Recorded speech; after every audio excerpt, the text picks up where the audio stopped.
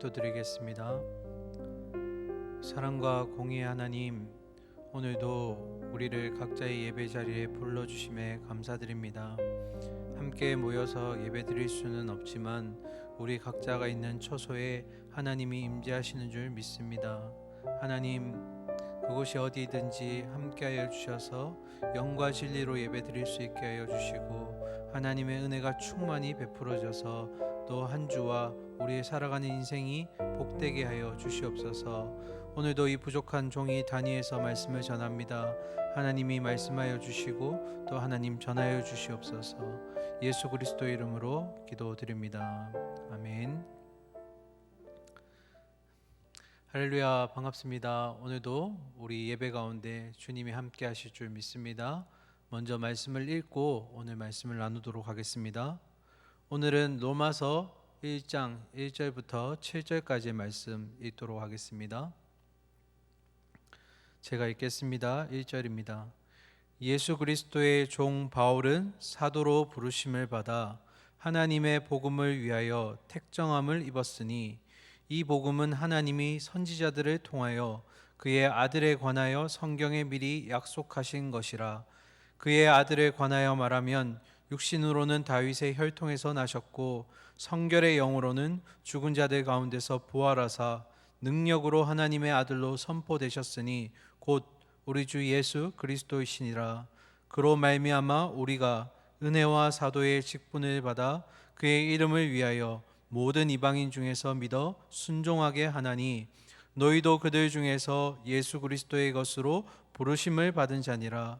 로마에서 하나님의 사랑하심을 받고 성도로 부르심을 받은 모든 자에게 하나님 우리 아버지와 주 예수 그리스도로부터 은혜와 평강이 있기를 원하노라. 아멘. 오늘도 교회 밖을 보니 벚꽃이 만발하는 모습을 보았습니다. 이렇듯 결국에는 봄이 오듯이 지금의 이 어려운 상황 가운데서도 우리가 다시금 모여서 예배 드릴 수 있는 그날이 속히 올 것이라 기대하는 마음으로 기도하고 있습니다. 오늘도 그런 기대하는 마음으로 또 예배 자리에 임해 주셨으면 좋겠습니다. 오늘부터 이제 사도행전을 마감하고 로마서로 들어가게 됩니다. 이 로마서를 들어감에 있어서 우리가 서론적인 내용들을 좀 길게 다룰 텐데요. 서론이 너무너무 중요합니다. 서론을 잘 다루면 이 로마서를 우리가 지나감에 있어서 어렵지 않게 지나갈 수 있을 거라 생각합니다. 그래서 오늘은 첫 번째 시간으로 로마서의 서론에 대해서 많이 나누고, 시간이 허락되는 대로 오늘 읽었던 말씀 1장 1절부터 7절까지의 말씀을 함께 나누고 마무리하도록 하겠습니다. 먼저 로마서 하면 여러분은 어떠신가요? 대부분의 우리 성도님들 또 청년들이 로마서 하면 어렵다라는 얘기를 많이 합니다. 이제 어려움이 여러 가지가 있을 텐데 특별히 두 가지를 꼽자면 첫 번째는 내용이 어렵다라는 것입니다. 이 부분에 대해서는 우리가 몸에 좀 익혀야 될 부분이 있는데요. 바로 로마서에는 보편성이라는 것과 특수성이라는 것이 함께 존재하기 때문에 우리가 이것을 생각하면서 읽어내야 한다라는 것입니다. 그리고 또 한 가지, 지키기가 어렵다라고 얘기하는 경우가 많습니다. 다시 말하면 이제 실천하기가 어렵다라는 건데요. 우리가 구원을 받을 때 우리의 힘으로 받았나요? 오직 은혜로 의로움을 입은 우리는 아무 공로나 조건 없이 이 은혜로 구원을 얻게 되었다라고 해서 이신칭이라는 표현을 쓰기도 했습니다. 그런데 그런 믿음으로 받아낸 이 구원을 삶 가운데 실천할 때는 주님이 주신 힘이 아니라 내 힘으로 자꾸 해가려고 하는 모습들이 있기 때문에 지키기가 어렵다라는 내용이 계속해서 나오는 것 같습니다. 그래서 오늘 함께 보실 때 어렵지 않도록 최대한 여러분에게 쉽게 설명하면서 이 로마서를 계속 진행해 보도록 하겠습니다. 로마서에는 몇 가지 별명이 있습니다. 복음의 정수라고 하기도 하고요. 또 소성경, 작은 성경이라고 불리기도 하고요. 그리고 모든 교리의 집약체라고 불리기도 합니다. 들어보시면 한 가지 한 가지 단어가 다 중요해 보입니다. 그만큼 로마서는 성경에 있어서 그 중요성이 매우 큰 비중을 차지하고 있습니다. 그런 만큼 이 로마서는 많은 사람들에게도 영향을 끼치게 됩니다. 특별히 우리가 이름을 들어봤을 법한 루터나 또 칼빈, 또 방금 이제 설명드릴 어거스틴 같은 경우가 해당이 되는데 어거스틴을 잠깐 함께 다루고 넘어갈까요? 이 로마서에 있어서 다루지 않으면 안 되는 그런 귀한 인물이 한 명이 바로 어거스틴입니다. 이 어거스틴은 16세 때 수사학, 웅변수를 배우게 되고요. 이 배운 수사학을 20살 때 다른 사람에게 가르칠 정도로 굉장히 뛰어난 사람이었고, 또 동일하게 20살 때 문법도 가르치게 되는 아주 유능한 인물이었습니다. 그런데 이 시기쯤에 이 어거스틴은 마니교라는 이방신의 종교를 믿게 되고 9년이나 그것에 심취하게 됩니다. 그런 가운데 낯선 여자와 함께 동거하기 시작하면서 무려 14년 동안 동거하는 가운데 사생아를 낳는 방탕한 생활을 계속 이어가게 됩니다. 그러던 중에 예수 그리스도를 만나 회심하게 되면서 그는 모든 이전의 삶이 송두리째 바뀌는 모습을 보게 됩니다. 어쩌면 우리는 이 어거스틴이 이렇게 변하게 된 것은 바로 그의 어머니였던 모니카의 아주 절실하고 간절한 끊임없는 기도가 있었기 때문이 아닐까라는 예측을 해봅니다. 그만큼 기도의 상급은 없어지지 않고 쌓인다라는 것입니다. 이 어거스틴이 어느 날 신비로운 소리를 듣게 됩니다. 이것은 고백록에 이제 본인이 직접 서술한 내용인데요. 그 신비로운 소리 가운데 성경책을 펼쳐라라는 내용을 듣게 됩니다. 그래서 처음으로 이 어거스틴이 책을 펼쳤을 때 보게 된 구절이 바로 로마서의 내용입니다. 우리 그 내용을 잠깐 읽고 넘어가도록 하겠습니다. 로마서 13장 12절부터 14절까지인데요. 제가 한번 읽어드리겠습니다. 밤이 깊고 낮이 가까웠으니 그러므로 우리가 어둠의 일을 벗고 빛의 갑옷을 입자. 낮에와 같이 단정히 행하고 방탕하거나 술 취하지 말며 음란하거나 호색하지 말며 다투거나 시기하지 말고 오직 주 예수 그리스도로 옷 입고 정욕을 위하여 육신의 일을 도모하지 말라. 아멘. 이 말씀으로 어거스틴은 예수를 만나고 회심을 하게 됩니다. 그리고 초대교회 이후에 은혜의 구원의 교리가 점점 사라져가는 그때에 이 어거스틴을 통해서 이신칭의 교리, 즉 믿음으로 구원을 얻는다라는 이 내용들이 바울 이후에 확고하게 서게 되는 모습을 보게 됩니다. 자, 지난번에 제가 사도행전을 다루면서 이런 얘기를 한 적이 있습니다. 사도행전 포함해서 모든 성경은 시간 순대로 기록되고 나열된 것이 아니다. 원래 사도행전 뒤에 만약에 연대기 순으로 시간 순으로 기록이 되었다면 바울이 가장 먼저 쓴 서신서인 바로 데살로니가 전서가 사도행전 다음에 와야겠는데, 그런데 사도행전 다음에 뭐가 있나요? 로마서가 들어오게 됩니다.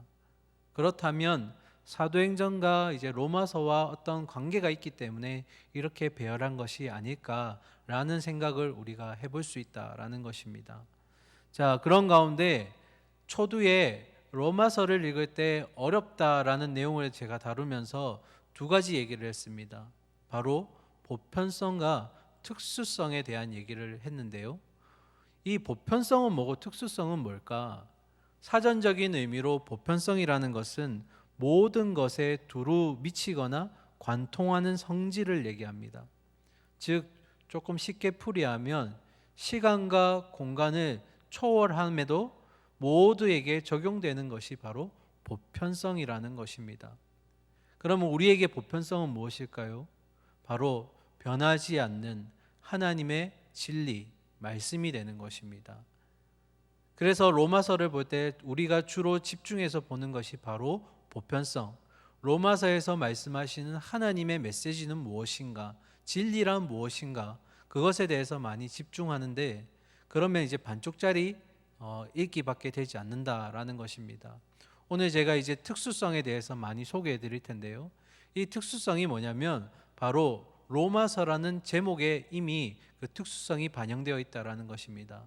우리는 로마서라고 얘기하지만 원래 이 원어적인 의미에서 제목은 to romance라고 해서 로마인들에게라고 되어 있습니다. 그 말은 바울이 이제 로마 교회 성도들에게 편지로, 서신으로 이 내용을 작성했다라는 것입니다. 청년 여러분 중에 편지를 다 아마 써보셨을 겁니다. 연애 편지든 아니면 또 감사의 편지든 편지를 써보셨을 텐데, 편지를 쓸 때 어떻게 쓰나요? 보통 처음에 받는 이를 쓰고 또 안부를 묻게 되고, 그 다음에 전해야 될 내용들을 전하고, 또 보내는 사람의 어떤 상황들을 설명하고, 그리고 마지막에는 또 작별을 구하는 어떤 그런 내용들이 쭉 편지의 줄을 이루게 됩니다. 그러면 이제까지 우리가 로마서를 볼 때는 주로 보편성에 의해서 메시지가 뭘까, 그리고 하나님이 무엇을 말씀하실까에 집중하게 되지만, 오늘 한번 보실 때는 이 특수성, 편지의 형식을 따라가 보는 것을 한번 가보고자 합니다. 자, 그러면 이제 천천히 하나씩 가도록 할까요? 첫 번째, 보내는 사람이 누굽니까? 이 편지를 보내는 사람은 바로 바울입니다. 지난번에 우리 사도행전을 다루면서 바울이 어떤 인물인지 한번 살펴보았는데, 복습하는 마음으로 한 번 더 보도록 하겠습니다. 특별히 로마서 말씀을 가지고 복습을 해볼까요? 우리 로마서 11장 1절의 말씀을 함께 읽고 바울에 대해서 나누도록 하겠습니다. 11장 1절. 그러므로 내가 말하노니 하나님이 자기 백성을 버리셨느냐? 그럴 수 없느니라. 나도 이스라엘인이요 아브라함의 씨에서 난 자요 베냐민 지파라. 아멘. 자, 여기에서 바울에 관한 정보가 세 가지가 나옵니다. 첫 번째, 이스라엘인이다. 두 번째, 아브라함의 씨에서 난 자다. 마지막 세 번째, 베냐민 지파이다. 자, 로마의 성도들이 바울이 이스라엘 사람인 걸 몰랐을까요? 그럼에도 불구하고 왜 바울은 자신을 이스라엘인이라고 밝혔을까? 자, 우리가 시간을 거슬러 한번 올라가 보겠습니다. 창세기 32장에 보시면 야곱이 이 야복강가로 내려오다가 하나님의 사자와 씨름하게 되는 것을 우리가 보게 됩니다. 하나님의 천사가 그와 씨름하고 나서, 그리고 그 야곱의 허벅지의 관절 부분을 때리면서 그 이후에 야곱이 다리를 절게 됩니다. 그리고 나서 하나님이 야곱에게 이렇게 묻습니다. 너의 이름이 무엇이냐? 예, 야곱입니다. 그러면 여기서 질문 하나 할까요? 하나님이 야곱의 이름을 모르셔서 그렇게 물으셨을까요? 아니죠. 그 이유는 이겁니다. 이름을 물으신 것이 아니라, 야곱아, 너의 지난 인생이 어떠했니? 너는 어떠한 삶을 살아왔니? 하고 이제 하나님이 물으시는 겁니다. 그렇게 물으실 수밖에 없는 이유는 바로 야곱이 이제껏 자신의 이름대로 누군가의 발 뒤꿈치를 밟으며 사는 삶, 붙잡는 삶, 또는 누군가를 속이며 이득을 취하는 삶, 그런 속이는 자의 삶을 살아왔기 때문입니다. 그런 가운데 이제 하나님이 그에게 새로운 이름을 부여하십니다. 바로 그 이름이 이스라엘입니다. 이 이스라엘이란 이름은 후에 그 민족의 이름이 되고 또 지금은 나라의 이름이 되었습니다. 그러면 왜 바울은 자신을 이스라엘인이라고 밝혔을까? 이제 뒤에 아브라함의 씨와 연관이 되어 있는데요. 본인은 바로 이 이스라엘 혈통의 시작이 되는 아브람, 그리고 그 뒤를 잇는 야곱, 이렇게 혈통이 이어져 내려온 바로 혈통의, 오늘날로 말하면 이제 금수저가 된다라는 것입니다. 자기는 이제 전통 혈통을 따라서 내려온 그의 후손이라는 겁니다. 그래서 아브라함의 후손이면서 또한 야곱의 후손이다라고 기록하고 있는 겁니다. 그 다음에 이제 베냐민 지파인데요. 베냐민 지파에는 되돌아보면 아주 훌륭한 지도자들이 많이 배치되어 있습니다.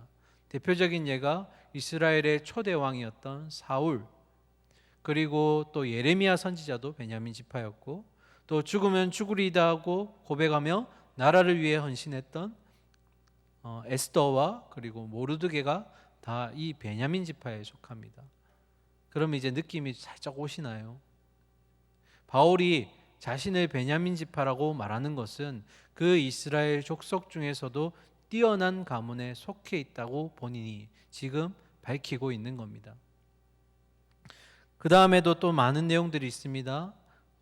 다소 지역 출신이라고 얘기를 했었는데요. 이 다소는 헬라 지역이었는데 나중에 로마가 그 지역을 차지하게 되면서 이곳에서 태어난 이들은 로마의 시민권을 가지게 되었습니다. 당시에 로마의 시민권이라는 것은 굉장히 많은 특혜를 받기도 했었죠. 그런 가운데 바울이 이 다소 지역에서 태어남으로써 이 로마의 시민권을 얻게 되었고, 또한 그는 헬라의 문화와 또 헬라의 철학자들이 쓰는 말들을 능통하게 할 수 있게 됩니다. 그리고 세 번째, 그는 가말리엘 문화라는 문화생으로서 율법을 배웠다라고 우리에게 알려주었습니다. 가말리엘 기억나시나요? 지난번에 우리가 가말리엘 문화를 다룰 때 유대교의 유명한 두 학파, 힐렐 학파와 샴마의 학파가 있는데, 이 힐렐의 손자가 바로 가말리엘이었습니다. 가말리엘은 유대교에 있어서 율법에 아주 정통한 율법 선생이면서 동시에 유대인들로부터 신뢰와 총망을 받는 그런 선생이었습니다. 바울이 자신이 이 가말리엘 문화생이었다고 고백하는 것은 이 가말리엘 밑에서 배웠다라는 그것만으로도 유대인들에게 충분히 신뢰를 받을 수 있다라는 것입니다. 그러면 두 번째 거와 연결해서 보면 바울은 헬라의 문화에도 익숙해져 있고 헬라어도 능통했으며 동시에 유대인의 사고와 율법에도 정통했으며 유대인의 언어들도 사용할 수 있었다. 두 가지 문화를 혼재하고 있다라는 것을 우리가 알 수가 있습니다. 이것이 어쩌면 바울에게 있어서 이방인의 사도 역할을 하는데 굉장히 이로운 점이 되었을 것입니다. 그리고 마지막, 여전히 그 율법에 열심이었던 그가 잘못된 방향으로 열심을 보이던 중 다메섹에서 예수님을 믿는다라는 그들을 잡으러 가던 중에 그 환한 빛과 음성을 듣고 그의 인생이 마치 아까 초두에 얘기했던 어거스틴처럼 완전히 뒤바뀌게 되는 그런 회심의 사건을 맞이하게 됩니다. 자, 바울의 모습을 이 정도로 보았다면 이제 바울이 편지를 보내게 되는 로마, 1세기 말쯤에 되는 로마는 어떤 모습이었을까? 우리가 한번 살펴볼 텐데요. 그것을 살펴보기 전에 먼저 기억해야 될 게, 바울은 어느 선교지를 가게 되면 그 이후에 교회가 세워지게 되고 교회의 지도자와 동력자들이 만들어지게 됩니다. 그런데 특수하게도 로마는 바울이 이 선교 지역에 가지 않았음에도 불구하고 먼저 자생적으로 교회가 설립이 되었습니다. 이것은 아마도 디아스포라 유대인들, 흩어진 유대인들 가운데 로마로 간 이 그리스도인들이 교회를 세우게 된 것으로 보게 됩니다. 이 외에 다른 교회가 세워진 것에 대한 정보가 없습니다. 그런 가운데 이 로마시의 회당이 지금까지 발견된 것이 무려 13개라고 합니다. 13곳의 회당이 있었는데요. 이 회당에는 예배의 순서가 있습니다. 안식일이 되면 모든 유대인들과 이제 그리스도인들이 모이는데, 자, 회당의 첫 번째 규칙은 유대인 10명 성인 남자가 이상이 모여야지 예배가 시작될 수 있고, 예배가 시작되면 그 회당의 회당장이 가장 먼저 구약 성경 말씀을 읽습니다. 주어진 성경의 말씀을 다 읽고 나서 회당장이 이렇게 말합니다. 여러분 중에 권면하거나 위로하실 분 있으면 나와서 권면이나 위로를 부탁합니다. 그러면 보통 유대인들은 말씀에 대해서 그리고 권면하는 내용들을 하게 됩니다. 그런데 그리스도인들이 이 회당에 들어와 예배를 드리게 되면서 문제가 생깁니다. 권면의 자리에 섰을 때 이 그리스도인들이 바울처럼 예수 그리스도라는 새로운 모습, 이 하나님의 아들을 소개하게 되는 것입니다.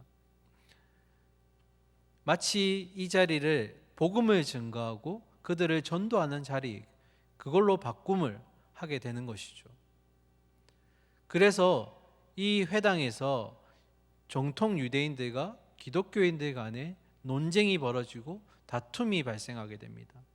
그런데 여기 장소가 어디라고요? 그들의 땅이 아닌 로마시, 그것도 로마 도시 안에서라는 것입니다.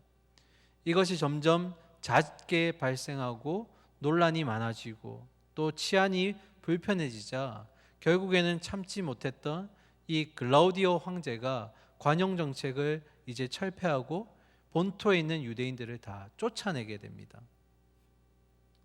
자, 여기서부터 이제 문제가 생기는데요. 그 보기 전에 말씀을 잠깐 보고 가죠.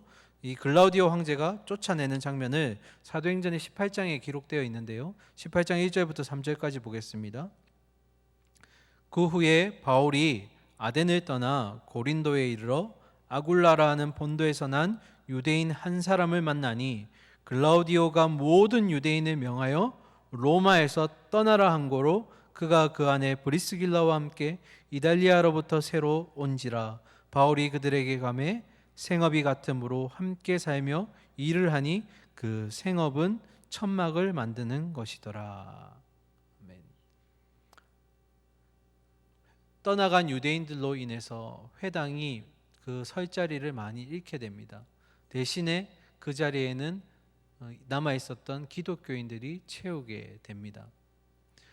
그런 중에 이 글라우디오 황제가 자신의 아내가 불륜을 저지르고 또한 자신의 왕권을 위협한다라는 음모죄로 그녀를 처벌하게 됩니다. 그리고 조카뻘 되는 아그리피나라는 이 여인을 재혼 상대로 맞이하게 됩니다. 그런데 문제는 이 여인이 이 왕을 독살하게 되어서 갑자기 이 글라우디오 황제가 죽게 됩니다. 왕이 죽게 되면서 이 유대인에게 내려졌던 칙령이 자연스럽게 풀려집니다. 그래서 이 로마시를 떠났던 유대인들이 다시 이제 원래의 자리로 돌아오게 됩니다. 그런데 여기서 문제가 생깁니다.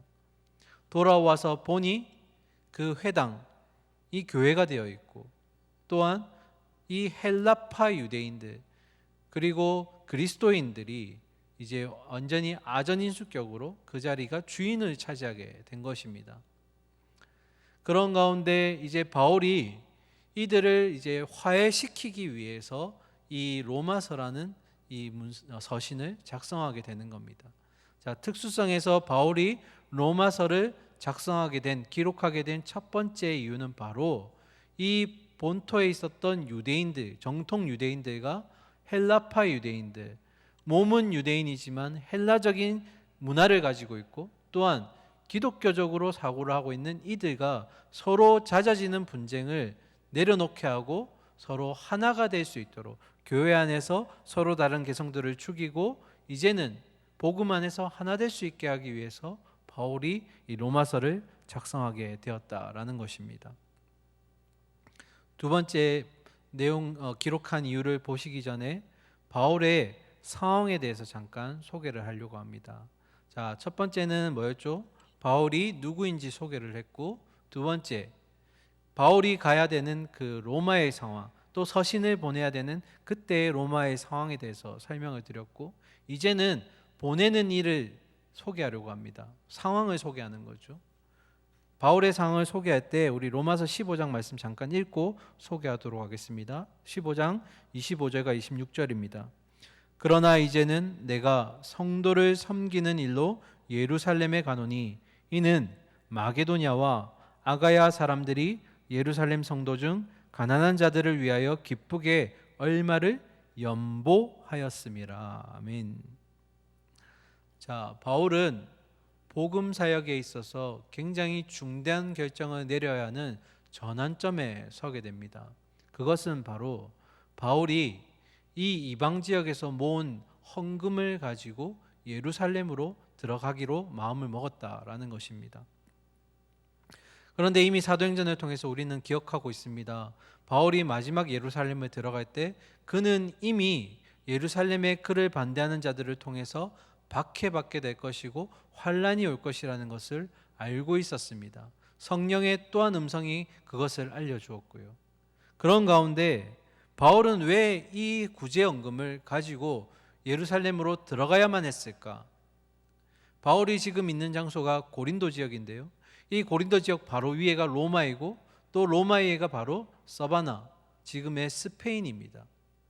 굳이 예루살렘에 가지 않고 다른 사람들에게 이 구제헌금을 맡기고 본인은 가까운 길로 로마로 바로 올라가면 되지 않았을까? 그러면 왜 바울은 예루살렘에 가야만 했을까? 이것은 바로 바울이 들고 가는 구제헌금의 성격이 특별했기 때문입니다.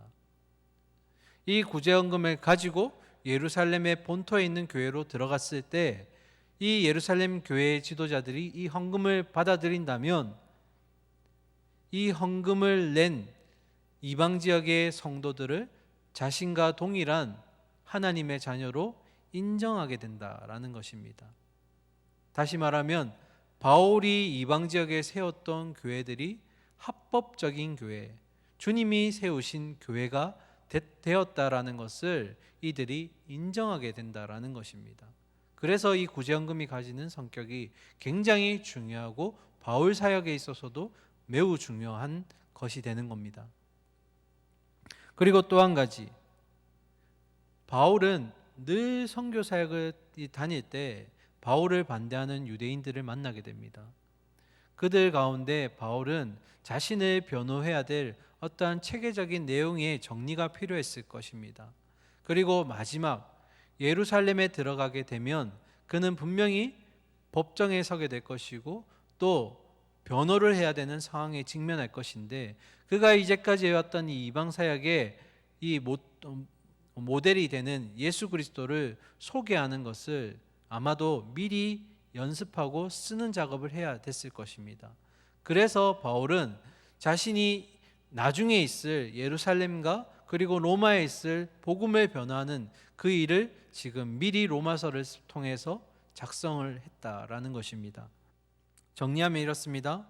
바울이 예루살렘에 들어갔을 때 신학적인 논쟁이 벌어진다면 이때 바울이 이것을 대비해서 이방 교회와 유대 교회는 바로 모두 하나의 기초, 즉 모퉁이 돌이 되시는 예수 그리스도 위에 세워진 교회가 맞다라는 것을 체계적으로 그리고 정리해서 소개해 주어야 할 필요가 있었다라는 것입니다. 그러기 위해서 바로 이 로마서를 작성했다라는 것입니다. 그래서 어떤 신학자는 이렇게 얘기합니다. 로마서의 1차 수신자는 로마 교회 성도들이 되겠지만 그러나 또 한 명의 수신자가 있다면 바로 예루살렘 교회 성도들 지도자들이었을 것이다. 그리고 마지막, 우리가 지난 시간에 살펴보았지만 바울이 로마로 가야 했던 이유 중에 가장 큰 이유는 이 로마를 거쳐서 더 넓은 지역인 유럽 지역으로 나아가려고 하는데 그 첫 번째 관문이 바로 스페인이었다라는 것입니다. 그런데 바울의 사명 가운데 이제는 이방 지역으로 나아가라고 얘기했을 때, 말씀해 주셨을 때 본토의 기지가 이제는 더 이상 유대인의 중심인 교회가 아니라 이방인의 교회, 특히 이 로마 교회를 중심으로 해서 이 이방 사역이 이루어지게 된다라는 것입니다. 그래서 로마서를 저술했던 세 가지 이유, 특수성에서 바라보았을 때 이 세 가지 이유 뭡니까? 첫 번째, 헬라파 유대인들과 본토 유대인들을 하나된 공동체로 만들기 위한 선교의 목적. 그리고 두 번째, 이 갈등을 해소하고 난 다음에 자신이 앞으로 맞이하게 될 변호의 상황에서 이것을 변호하기 위한 변증적인 목적을 가지고 있다. 이것은 1차적으로는 예루살렘 교회, 그리고 또 2차적으로는 로마 교회 변증해야 될 목적으로 이것을 기록했다. 그리고 마지막 세 번째, 이제 앞으로 나아가야 될 이 서바나 스페인 사역을 위해서 로마 교회 자신의 가지고 있는 복음을 소개할 필요성이 있었다. 그리고 그들에게 자신을 선교사로 파송해 주기를 원하는 그런 내용을 저술해서 보내야만 했었다라는 선교 목적이 있었다라는 것입니다. 이 세 가지가 바로 바울이 로마서를 기록해야 됐던 특수적인 목적이라는 것입니다. 자, 이제 서론이 끝나고 본문으로 들어갈 텐데요. 오늘은 시간 관계상 1장 1절부터 7절까지 바울이 로마 교회 성도들에게 보낸 인사말에 대해서 나눌 텐데, 여러분이 일반적으로 쓰시는 편지의 인사말, 잘 지내니, 건강하니, 이런 수준의 인사말이 아닙니다. 이것도 이제 한 절 한 절 우리가 봐야 합니다. 한 번도 쉽게 가는 적이 없죠. 그래서 우리가 1절부터 읽으면서 하나하나 가보도록 하겠습니다. 자, 1절인데요. 예수 그리스도의 종 바울은 사도로 부르심을 받아 하나님의 복음을 위하여 택정함을 입었으니. 아멘. 바울은 자신을 소개할 때 주로 두 가지 단어를 많이 씁니다. 첫 번째는 종입니다. 이 종이라는 단어는 둘로스라는 단어인데요. 다른 말로 하면 노예입니다. 노예는 당연히 주인을 모시고 사는 자입니다. 주인께 복종하는 삶을 사는 자입니다. 바울이 종이 되었습니다. 누구의 종이요? 바로 예수 그리스도를 자신의 주인으로 모시고 복종한다라는 것입니다. 그리고 또 한 가지, 부름받은 사도로 부르심을 받았다라고 했습니다. 아주 오래전에 이 부르심에 대해서 제가 소개해 드린 적이 있습니다. 부르심이라는 것은 두 가지 다른 의미가 있습니다. 첫 번째의 부르심은 하나님이 그의 자녀들을 삼으시기 위한 부르심. 태초전부터 이미 예정하셨고 이제 그들을 부르신다라는 의미에서의 부르심이 있고요. 이제 구원과 관련된 부르심입니다. 그리고 또 한 가지는 이 하나님의 자녀들을 통해서 하나님이 이 땅에서의 과제, 사명들을, 이 사역들을 이루어 가신다. 그래서 소명을 주시고 그들에게 사명을 주시기 위한 부르심. 여기서 말하는 이제 콜링이 바로 사명을 위한 콜링이 되는 것입니다. 바울을 한번 생각해 볼까요? 바울이 이전까지만 해도 하나님을, 예수 그리스도를 주로 모시지 않을 때는 잘못된 방향으로 열심을 보이고 있었습니다. 그런 가운데 다메섹 도상에서 예수 그리스도를 만나게 됩니다. 이때 바울은 이 자신의 회심을 단순한 하나님의 첫 번째 부르심으로만 끝내지 않고 두 번째 부르심으로 확장해서 생각하게 됩니다. 이게 무슨 말인가? 이 다메섹 도상에서 큰 빛과 음성을 받았을 때 첫 번째, 바울은 자신이 그렇게 박해했던 예수가 주이심을 고백하는 영접의 자리, 하나님의 자녀로서 구원받는 자리로 생각하였고, 이와 동시에 이방 지역을 향한 사도가 되었다라는, 사도의 직분을 부여받았다라는 사명의 콜링을 받았다라는 것입니다. 이 두 가지 의미가 여기에 속해져 있는데, 그런데 지난번에 한번 이런 얘기한 적이 있습니다. 바울이 자신을 소개할 때 사도라는 단어를 소개할 경우는 반드시 그 지역에 바울의 사도성에 대해서 반대하거나 아니면 태클을 거는 자들이 있기 때문이라고 했습니다. 유일한 예외가 바로 빌립보서였습니다. 빌립보서에 보면 바울은 자신을 종으로만 소개하고 사도로 소개하지는 않습니다. 그 말은 다시 말해서 빌립보 지역에는 바울을 사도로 세우심을 받았다는 것에 대해서 태클을 거는 사람이 없었다라는 것입니다. 그러면 반대로 로마 지역에 자신을 사도로 소개했다는 것은 결국 이 로마 지역에도 여전히 바울을, 이 사도의 직분에 대해서 이 태클을 거는 자들이 있었다. 그래서 바울이 자신을 변호하기 위해서 하나님이 자신을 사도로 부르셨다라고 이렇게 변호하는 성격으로 쓰고 있다라는 것입니다. 그리고 마지막에 보시면 이 사도로 부르시고 난 다음에 택정함을 입었다라고 되어 있습니다. 택정하다가 무슨 의미입니까? 이 택정하다는 의미는 분리시킨다라는 의미도 있고 또한 선별해서 따로 세운다라는 의미도 있습니다. 그런데 택정하다라고 하지 않고 수동격으로 택정함을 입었다라고 되어 있습니다. 그러니까 어떤 사명을 위해서 따로 세우심을 입었다. 누가 바울을 그렇게 세웠습니까? 바로 하나님이 그를 이방인의 사도로 세우셨다라는 겁니다. 모든 이제 주권이 그리고 결정이 하나님에 의해서 움직이게 되는 것을 보게 됩니다. 자, 이제 2절부터 보실 텐데요. 2절부터는 그 바울이 말하는 복음이란 무엇인가에 대해서 소개합니다. 굉장히 중요한 부분입니다. 복음이란 무엇인가? 우리 2절 말씀 한번 볼까요? 이 복음은 하나님이 선지자들을 통하여 그의 아들에 관하여 성경에 미리 약속하신 것이라. 아멘. 자, 복음에 대해서 두 가지를 얘기하고 있습니다. 복음이 무엇입니까? 했을 때 첫 번째로 이 복음은 뭐라고요? 하나님이 미리 약속하신 것이다. 뭐라고요? 하나님이 미리 약속하신 것이다. 성경은 크게 두 가지로 나누어집니다. 구약과 그리고 신약. 구약이 무슨 의미입니까?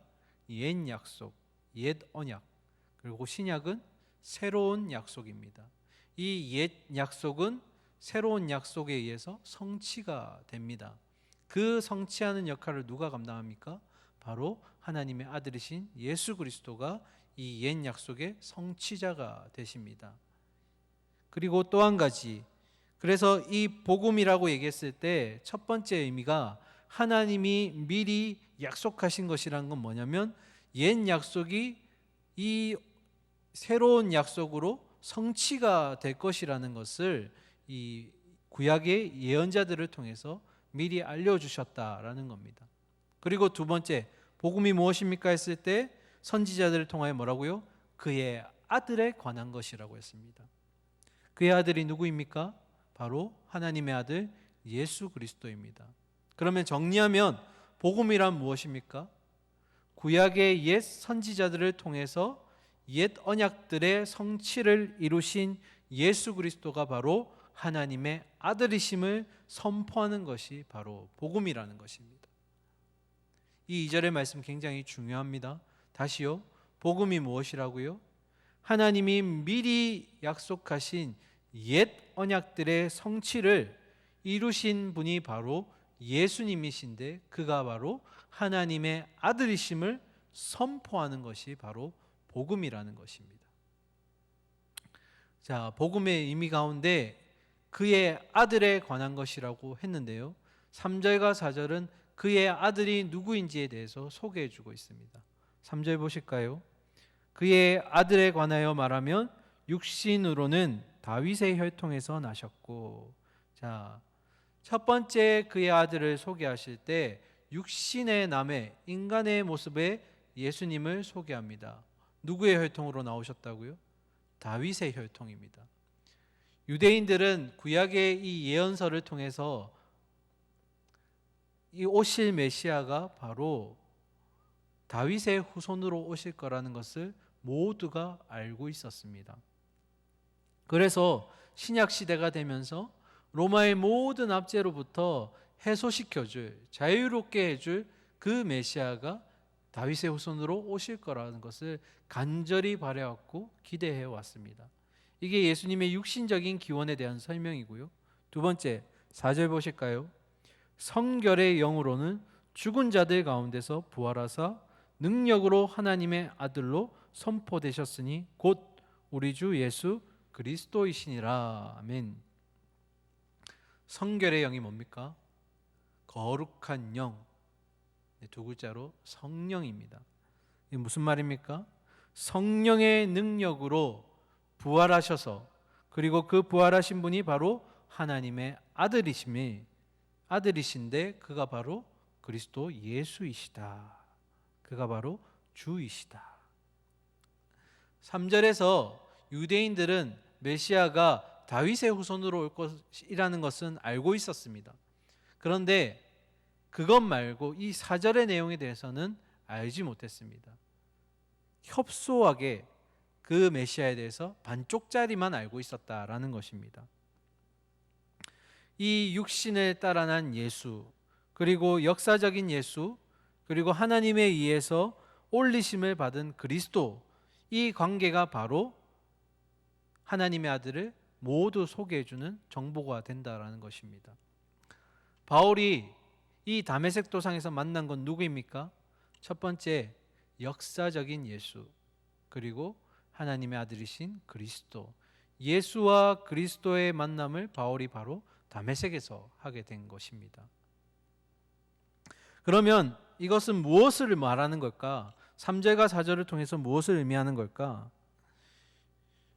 앞에서도 말씀드렸지만 유대인들은 메시아에 대해서 한 부분만 알고 있었습니다. 그가 다윗의 후손, 육신의 후손으로만 올 것이라는 것을 알고 있었던 것입니다.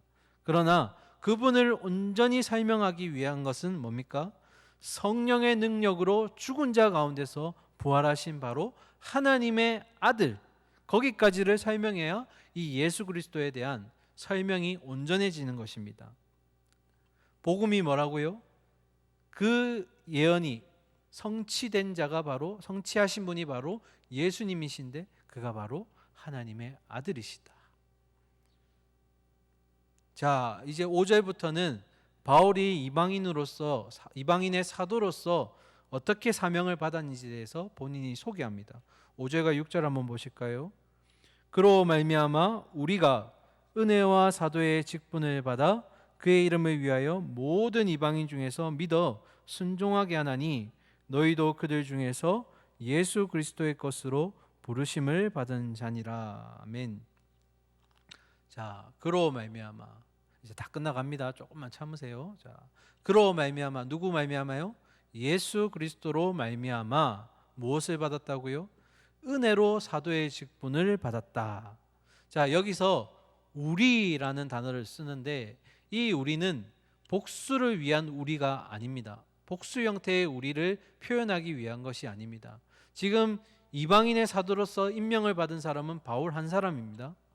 그런 가운데 왜 우리라는 단어를 쓰냐면 이 당시 이 헬라의 문법에 보면 우리라는 단어를 쓰는 것으로 바울의 이 진술이 조금 더 권위가 있음을, 조금 더 이 권위가 높여주는 역할을 하는 것이 바로 이 복수 형태의 우리라는 겁니다. 만약에 여기서 나라는 단어를 쓰게 된다면 개인적인 느낌과 성격이 강하게 나타나기 때문에 바울이 이 사도의 직분을 받은 것은 권위 있는 하나님이 주신 거라는 어떤 객관적인 것을 조금 더 강조하기 위해서 우리라는 단어를 썼다라는 것입니다. 그러면서 뭐라고 얘기합니까? 사도의 직분을 주신 것은 바로 예수님의 은혜였다. 바울의 어떤 잘난 가문의 혈통, 금수저 혈통, 아니면 또 가말리엘 문화에서 배웠던 율법, 이런 모든 자질과 조건들이 해당되는 것이 아니라 오직 아무런 조건 없이 하나님의 사랑하심과 은혜로 그가 이 사명을 받았다라는 것입니다. 그런 가운데 뭐라고 얘기합니까? 6절에서 너희도 그들 중에서 라고 되어 있습니다. 여기서 말하는 너희는 바로 로마 교회 성도들을 얘기합니다. 그들은 누구입니까? 5절에서 말하는 모든 이방인 중에서입니다. 정리하면 뭘까요? 하나님이 모든 이방인들 중에서 그 가운데서도 택하신 자녀들이 있다. 그 사람들에게 복음을 전하기 위해서 내가 주님으로부터 이방인의 사도가 되었다. 그 이방인들 중에서 택함 받은 자녀들이 너희 로마 교회 성도들 가운데도 있다. 그래서 나는 복음을 들고 너희에게로 가고자 한다.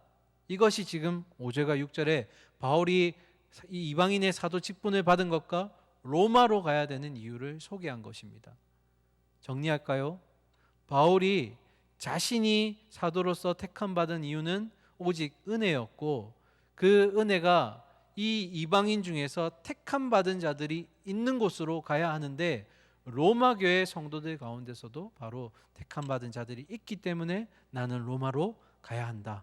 복음을 전해야 한다. 이렇게 바울이 소개하고 있는 것입니다. 자, 마지막 이제 7절입니다. 열심히 달려왔는데요. 이제 7절은 바울이 로마 교회 성도들을 축복하는 장면으로 끝이 납니다. 그냥 축복만 하면 될 것 같은데 이 구절도 굉장히 중요해서 보도록 하겠습니다. 자, 7절입니다. 로마에서 하나님의 사랑하심을 받고 성도로 부르심을 받은 모든 자에게 하나님 우리 아버지와 주 예수 그리스도로부터 은혜와 평강이 있기를 원하노라. 자, 여기 7절에 보시면 로마에 있는 성도들을 정의하는 단어가 두 개가 나옵니다. 첫 번째, 하나님의 사랑하심을 받은 자들. 그리고 또 한 가지, 두 번째로 성도로 부르심을 받은 자들. 사랑하심을 받았고 부르심을 받았다. 다 수동격으로 적혀 있습니다. 그 말은 이 사랑과 그리고 성도로 부르는 모든 것이 하나님의 주도권에 달려 있다라는 것입니다. 그래서 로마 교회 성도들이 성도될 수 있었던 이유는 뭡니까? 하나님이 그들을 사랑하심으로써 그들을 거룩한 백성으로 성도로 세우셨다라는 것입니다. 우리가 세운 것이 아닙니다. 바울이 세운 것도 아니고요. 우리가 성도된 것은 바로 하나님의 주권적인 역사하심 때문입니다. 자, 이어서 주 예수 그리스도로부터 뭐와 뭐가 있다고요? 은혜와 평강이 있다. 자, 질문합니다. 마지막 질문이에요. 은혜와 평강의 원천, 근거, 근원이 어디입니까? 다시 말해서 은혜와 평강을 주시는 분이 누구입니까? 답은 성경 말씀 안에 있죠. 7절의 중간에 보면 뭐라고 되어 있죠? 우리 아버지 하나님과 그리고 누구요? 주 예수 그리스도. 다시 말해서 이 은혜와 평강의 원천, 그것을 주실 수 있는 분은 바로 하나님 아버지와 예수 그리스도이시다라는 겁니다. 여기에는 이제 구약의 성격과 신약의 성격이 같이 들어가 있습니다. 구약에서는 주로 하나님 아버지, 사랑을 베푸시며 때로는 자녀들이 엇나갈 때에 또 회초리를 드셔야 했던 그 공의의 아버지, 그 아버지의 모습이 나타났다면 신약에서는 바로 주인 되시는 예수 그리스도의 모습이 나타난다라는 것입니다. 두 가지가 같이 섞여 있죠. 아버지의 모습과 주인의 모습이 함께 있는 그 분들이 바로 은혜와 평강을 주시는 원천이 되신다라는 겁니다. 자, 그래서 6절과 7절을 정리하면 어떻게 됩니까? 은혜와 평강을 누릴 수 있는 사람은 이제 혈통적인 유대인들이 아니라 하나님을 아버지로 모시고 예수 그리스도를 주로 모시는 고백하는 모든 사람들, 그들이 바로 교회의 성도가 된다라는 것입니다. 여러분이 진짜 성도로서 성도될 수 있는 건 뭡니까? 아버지의 그리고 주인 되심에 그것을 고백하며 순종하는 것이라는 겁니다. 자, 이제 결론입니다. 바울은 이방인을 위한 사도로 부르심을 받았습니다. 그런 가운데 이 이방인들, 특히 로마인들에게 전하는 하나님의 복음은 무엇입니까? 바로 이 옛 언약의 성취를 이루신 바로 메시아 되시는 예수님이 바로 하나님의 아들이심, 그것을 소개하고 선포하는 것이 바로 복음이라는 것입니다. 이 복음으로 말미암아 하나님을 아버지라 부르고 예수님을 주인이라 부르는, 주라 고백하는 모든 이들은 바로 하나님의 은혜와 평강을 누리게 되는 것입니다.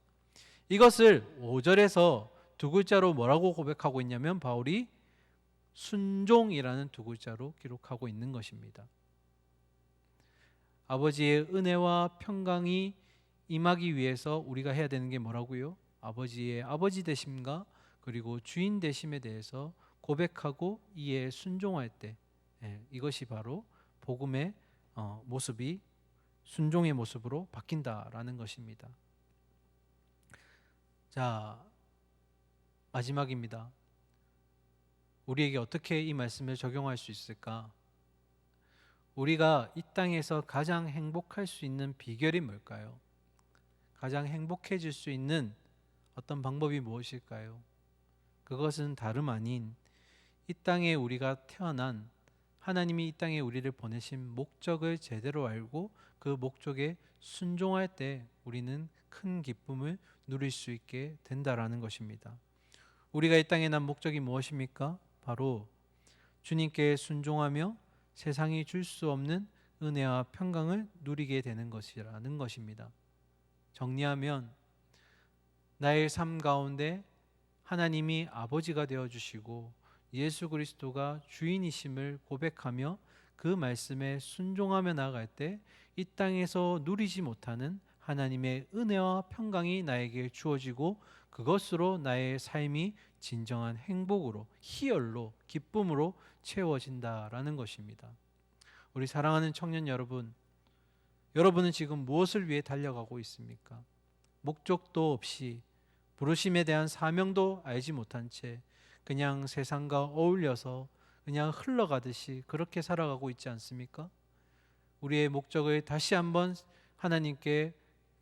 하나님께로부터 난 것을 기억하면서 이 목적대로 사는 삶, 그리고 우리 각자에게 주신 하나님의 특별한 사명을 우리가 깨달으면서 하나님, 주님이 바로 나의 주인이십니다.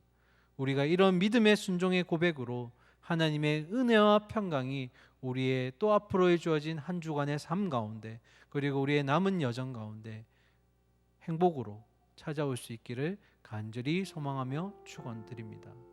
함께 기도드리겠습니다. 이 땅에 나를 살리시기 위해서 목숨을 바꾸셨던 그 예수 그리스도의 하나님 순종하심이 이제는 이 땅에서 하나님께 순종함으로써 자녀로서 성도로서 우리가 참 기쁨을 누리게 될 줄 믿습니다. 하나님, 우리 청년들 각자의 입에서 그리고 그 마음속에서 하나님을 참된 아버지로 그리고 예수 그리스도를 주라고 고백할 수 있는, 그래서 하나님의 말씀에 순종하며 나갈 때 주신 은혜와 평강을 통해서 이 땅에 주지 못하는 참 기쁨을 누릴 수 있는, 행복을 누릴 수 있는 우리 진솔과 코람데오 청년들 될 수 있도록 주님 인도하여 주시옵소서. 하나님, 우리 또한 복음의 빛인 자로서 우리 주변에 어둠 가운데 있는 자들을 밝혀야 될 줄 믿습니다. 하나님, 빛과 소금의 역할을 잘 감당할 수 있도록 인도하여 주시고, 특별히 하나님, 이 어려운 상황 가운데 우리 청년들의 상황들을 돌보아 주시고 어렵지 않도록 하나님 채워주시기를 소망합니다. 걱정과 염려와 근심 사라지게 하시고 얼른 회복되어서 다시금 이 자리에 함께 모여 예배하며 서로의 간증을 나누며 은혜를 나눌 수 있는, 그리고 한 주간의 힘을 서로 북돋아 줄 수 있는 그런 우리 공동체가 될 수 있도록 어서 속히 하나님 이 땅을 아버지 모든 문제들을 해결하여 주시고 회복시켜 주시옵소서. 이 한 주간의 삶 가운데 주님 동행하시면서 주인 되어 주셔서 아버지 되어 주셔서 우리 자녀들이 엇나가지 않도록 하나님의 길에 순종하며 따라갈 수 있도록 인도하여 주시옵소서. 목자 되시는 예수 그리스도의 이름으로 기도드립니다. 아멘.